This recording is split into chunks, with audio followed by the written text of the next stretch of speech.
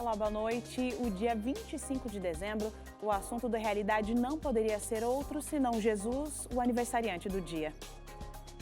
Mas a ideia aqui é falar das evidências históricas da existência de Jesus. Afinal, sendo cristão ou não, você com certeza pode reconhecer a existência dele na história deste mundo.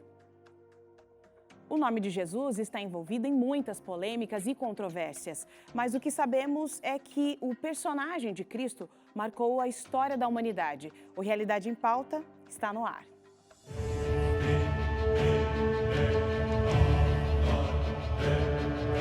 O avanço da sociedade segue a todo vapor.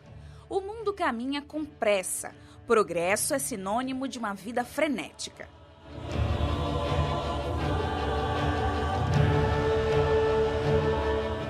Para quem vive no mundo atual, é até difícil imaginar como era a vida há mais de 2000 anos. Só que mesmo em tempos tão diferentes, existe um denominador comum: a influência da personalidade de Cristo.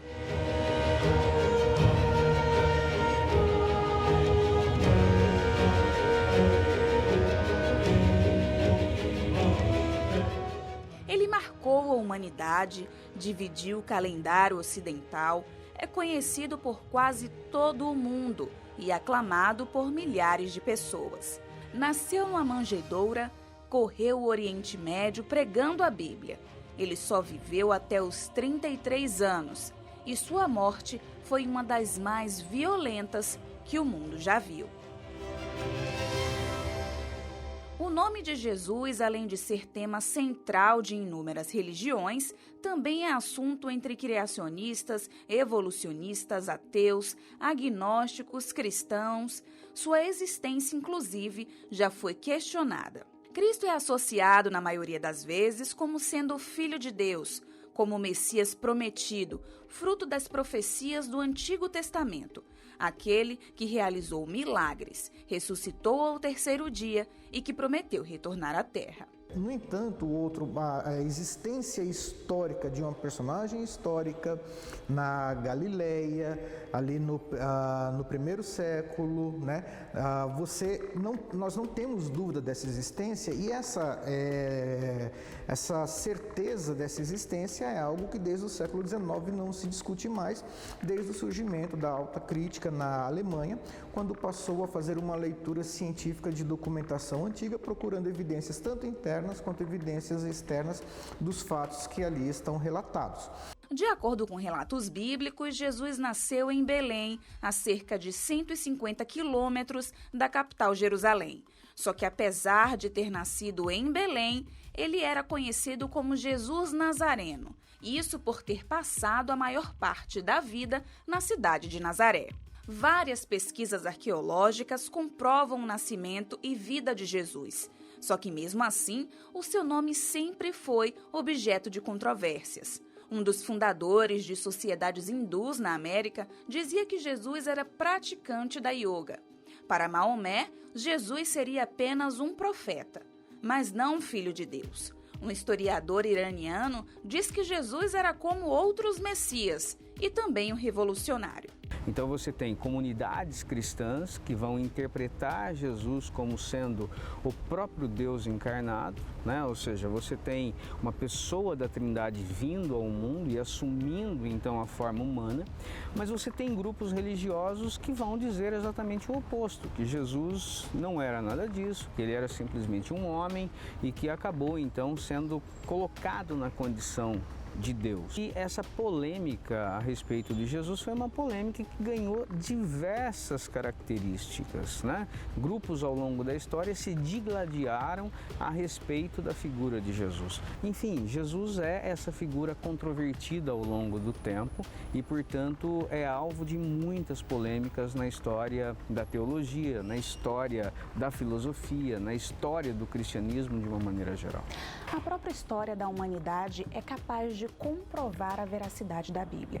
É muito comum a gente encontrar nos livros a história de Nabucodonosor quando ele reinava no Império Babilônico. Em dado momento da história de Nabucodonosor, o rei teve um sonho que foi interpretado pelo profeta Daniel. Essa história também é contada pela Bíblia, no capítulo 2 do livro de Daniel. Tu, ó rei, estavas vendo, e eis aqui uma grande estátua. Essa estátua, que era grande e cujo esplendor era excelente, estava em pé diante de ti, e a sua vista era terrível.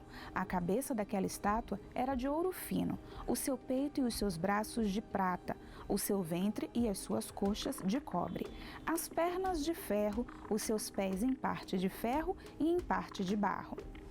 O que nós temos no sonho de Nabucodonosor, quando ele tem a estátua, aí, ouro, prata, barro, e aí depois a interpretação sucessiva, né, dos reis, depois uma própria aplicação do livro, né, referindo-se ao Império Babilônico, o Império Persa, o Império Grego e o Império Romano, né, essa é uma forma realmente de se fazer a leitura histórica. Também houve um elemento histórico fundamental nesse processo, que foi exatamente a associação, né, entre igreja e Estado, um elemento fundamental que ocorre entre o quarto e o quinto século, que acaba então dando uma dimensão enorme para o cristianismo. Não podemos nos esquecer que o Império Romano, na época, se julgava universal.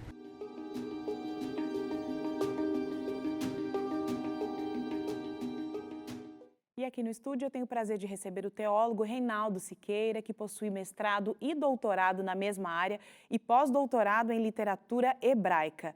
Seja muito bem-vindo, boa noite. Boa noite, Carolina. Prazer estar com você aqui, prazer estar também aí com os nossos, com o pessoal que acompanha o Novo Tempo, não é?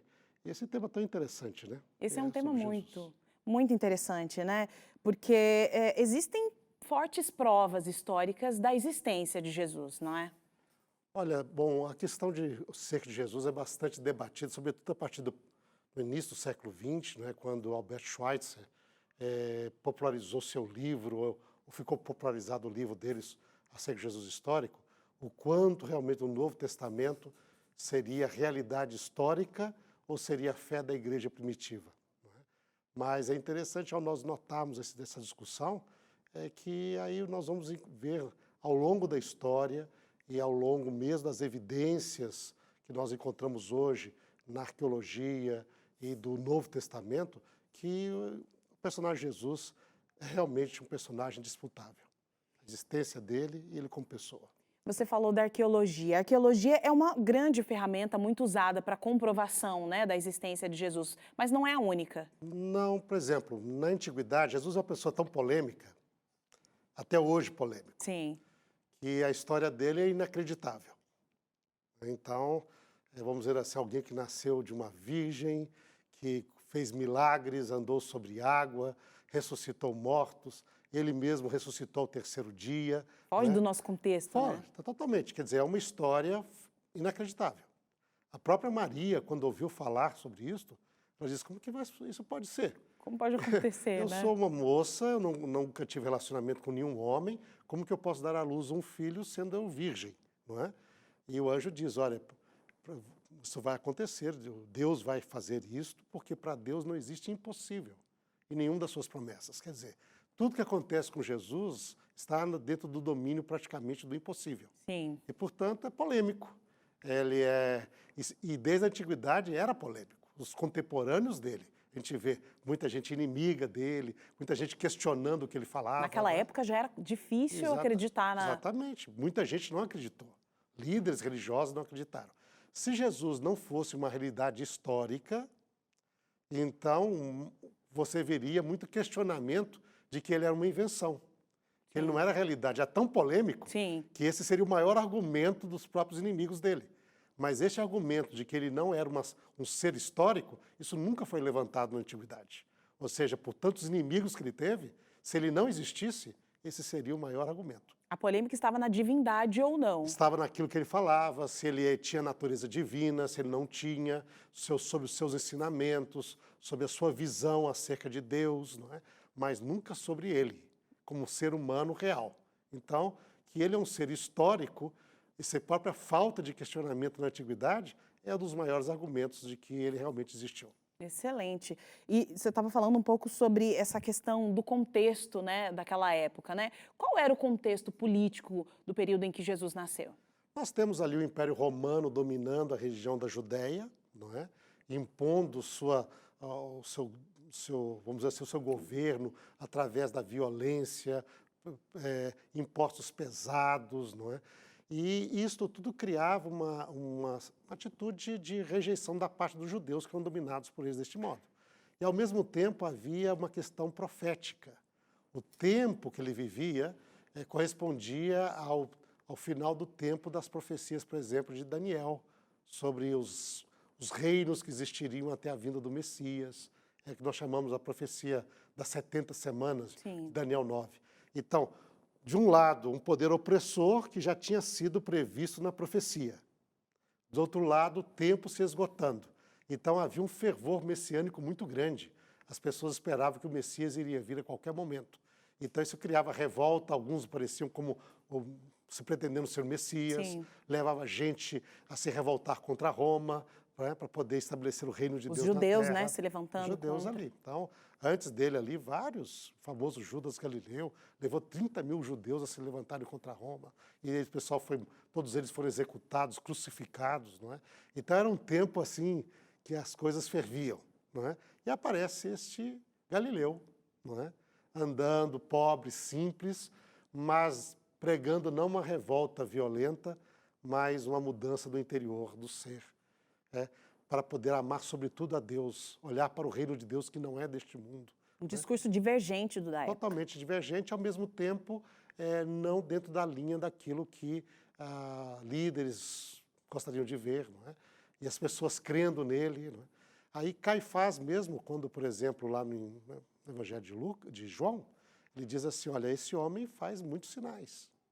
E as pessoas estão crendo nele. Se deixarmos assim, todo mundo vai crer nele. Vamos tomar cuidado, né? Vamos tomar cuidado. Aí temos de eliminá-lo.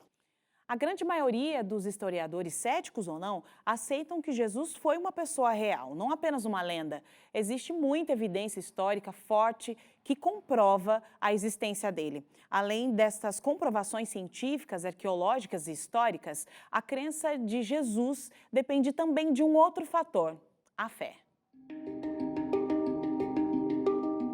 No século XX, um influente matemático e filósofo, Bertrand Russell, se dizia ateu e criticou o cristianismo.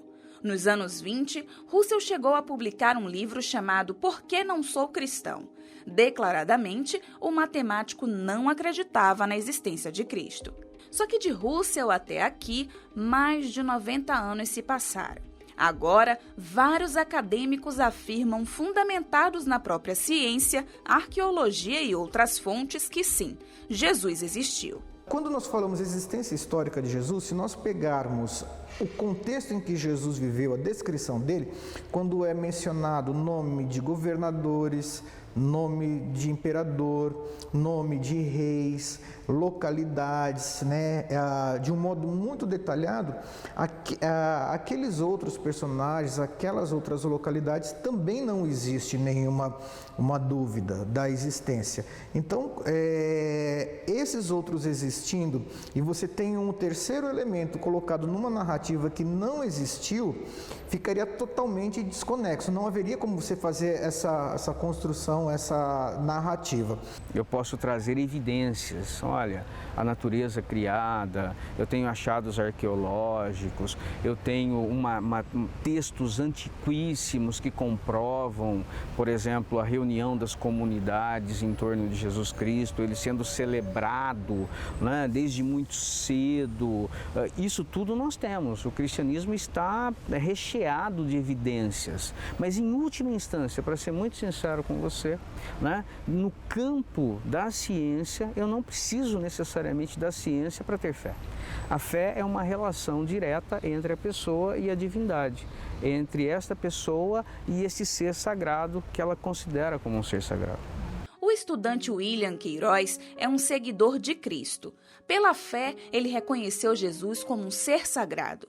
William era a 4ª geração de espíritas da família, mas aos 17 anos se converteu ao cristianismo. Sou ex-espírita e quando eu saí do espiritismo para o adventismo, eu passei por muitas coisas, o processo foi bem conturbado, assim. Porém, nesse período que eu estava ainda no espiritismo, eu sabia da existência de Deus, Até sabia que tinha alguém que tinha feito o mundo, só que para mim não fazia diferença, para ser bem sincero. Só que para acreditar em Jesus foi diferente, porque a Bíblia fala que Jesus veio aqui para a Terra, morreu pelos nossos pecados e assim ele ressuscitou. Porém, no Espiritismo, lá no caso se acreditava em reencarnação, que é um processo totalmente diferente. E se for analisar o processo de reencarnação a fundo, na verdade, ele fala que ele vai contra praticamente a ressurreição. Então, é como se ele atestasse a não veracidade de Cristo. Por meio de uma rede de amigos, aos poucos, William foi conhecendo um novo caminho de crenças. Ele se abriu ao desconhecido e viu que havia outras possibilidades de exercer a fé. A insistência dos amigos valeu a pena. Depois de 1 ano, William finalmente aceitou o convite para ir à igreja. Enquanto eu jogava vôlei com eles, eu comecei a conhecer a galerinha dos desbravadores, que até então eu não sabia que eram desbravadores e nem o que eram os desbravadores. E eu comecei a conversar bastante com eles ali, comecei a brincar bastante. E nesse dia eu conheci também uma amiga chamada Mima, e ela, num processo de brincadeira, me convidou para uma programação do clube. Os cultos se tornaram habituais na rotina de William. A cada programação, ele vivia muitas batalhas espirituais. Enfrentou cada luta e, em um dia especial, ouviu testemunho na igreja e aquele momento foi o ponto da virada. O pregador começou a contar um testemunho de vida dele, sobre como ele conheceu Jesus e sobre os motivos pelos quais ele optou por deixar a vida dele de antes e começar uma caminhada com Jesus, totalmente oposta ao que ele vivia antes. E eu lembro que esse testemunho foi muito pessoal para mim. E ele refletiu em mim de uma forma totalmente diferente. E eu lembro que nesse culto eu chorei bastante e foi a primeira vez que eu tinha chorado por Jesus, porque até então eu nem conhecia ele. A partir daí, veio o batismo e uma experiência cada vez mais intensa com a pessoa de Jesus Cristo. Costumo falar que para você acreditar em Deus, para você acreditar em Jesus, você tem que passar por um processo de experiência pessoal, um contato íntimo com Ele. E foi isso que eu precisei passar nessa época.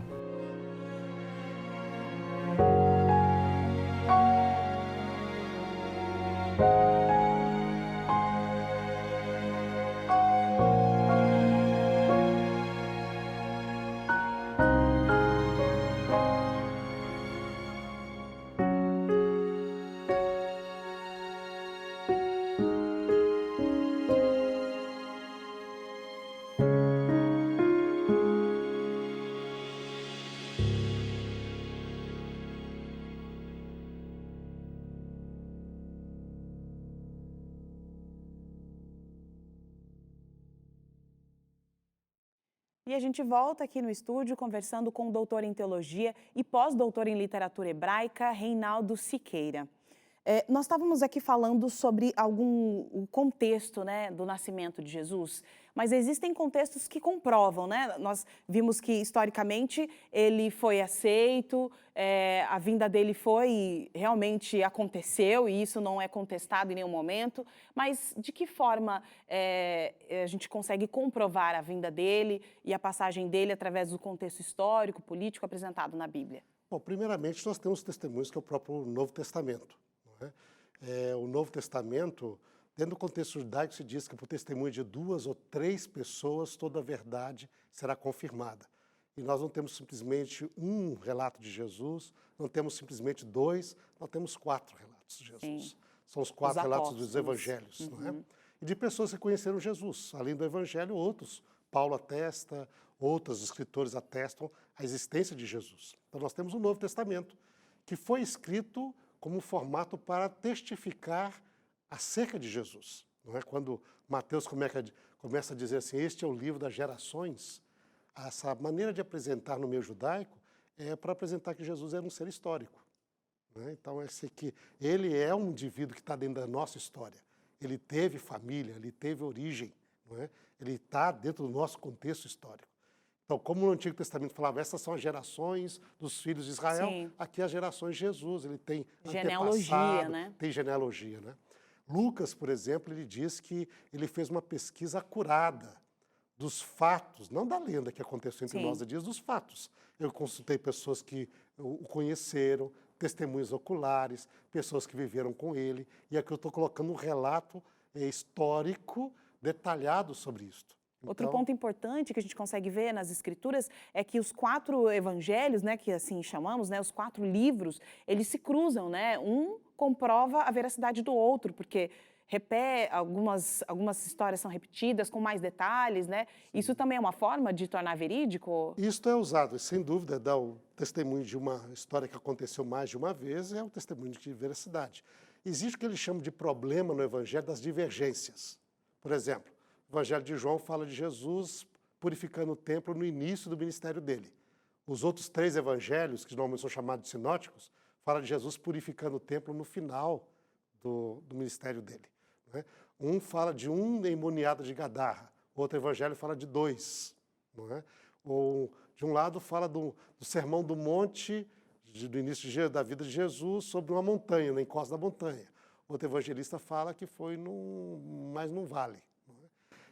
Essas contradições são usadas para as pessoas para falar que o evangelho não é verdadeiro, que existem muitas divergências entre eles.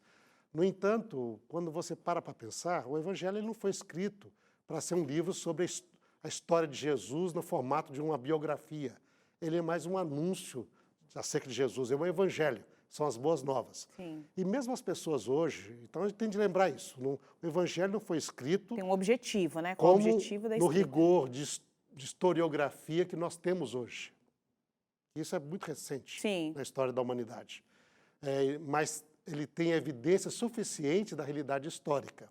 E mesmo hoje, com todo o nosso rigor, quando um historiador vai escrever uma história, ele a faz a partir da sua perspectiva. Sim. Então, De qualquer forma, teria Existem ponto ou outro. diferenças, não é? Existe ênfase que você dá, existe por que o indivíduo falou um em vez de 2, não é? Então, existem muitas... A personalidade do autor que está ali, a sua ênfase, o seu interesse, que ele estava querendo responder o problema que ele queria tratar. Então, isso, se hoje na história moderna existe isto, por que nós vamos requerer mais rigor de uma história que não foi escrita segundo padrões históricos modernos? Mas existe evidência suficiente para mostrar que esses fatos assim ocorreram. Então, hoje ainda, para que nós analisamos essas diferenças e as igualdades, as similaridades, ainda eu creio que a harmonização desses relatos para ter uma apresentação completa de Jesus ainda é a melhor solução. Não resolve tudo. E provavelmente nós nunca vamos resolver todos os problemas. Mas resolve muito mais do que as outras propostas que tentam esfacelar o evangelho em pedacinhos e falar que nada é real. É difícil ler a Bíblia, entrar em contato com essa história sem realmente entender a veracidade, o impacto que ela tem sobre a vida do leitor, né? E uma coisa talvez que hoje é o mais forte argumento, assim, além da parte, é que o evangelho está tantos detalhes de história, personagens como Pilatos, Herodes, os costumes da época, não é? Que nós não conhecíamos no passado, muito em detalhes, e que as descobertas arqueológicas hoje demonstram que é realidade. Por exemplo, alguém pensaria que Jesus fala, por exemplo, dos filhos da luz versus filhos das trevas, que isso era algo novo do Evangelho. No entanto, as descobertas do Mar Morto comprovaram que essa noção de filhos da luz, filhos da treva, fazia parte do judaísmo na época de Jesus. Excelente. A prática do batismo, sabe? A prática de purificação com vasos de pedra. Tudo isso hoje nós descobrimos isso em quantidade assim, não é?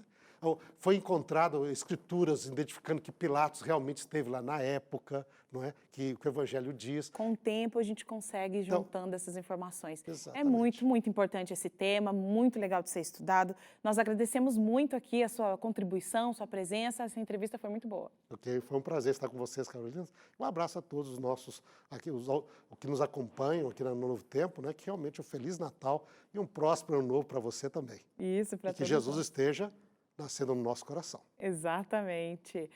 O Realidade fica por aqui e eu também desejo a você que Jesus esteja sempre com você e neste Natal seja muito especial, repleto de paz e harmonia. Eu aproveito para lembrar para você que você pode rever esse e outros programas no nosso site novotempo.com/jornalismo. Um Feliz Natal para você, até o próximo programa.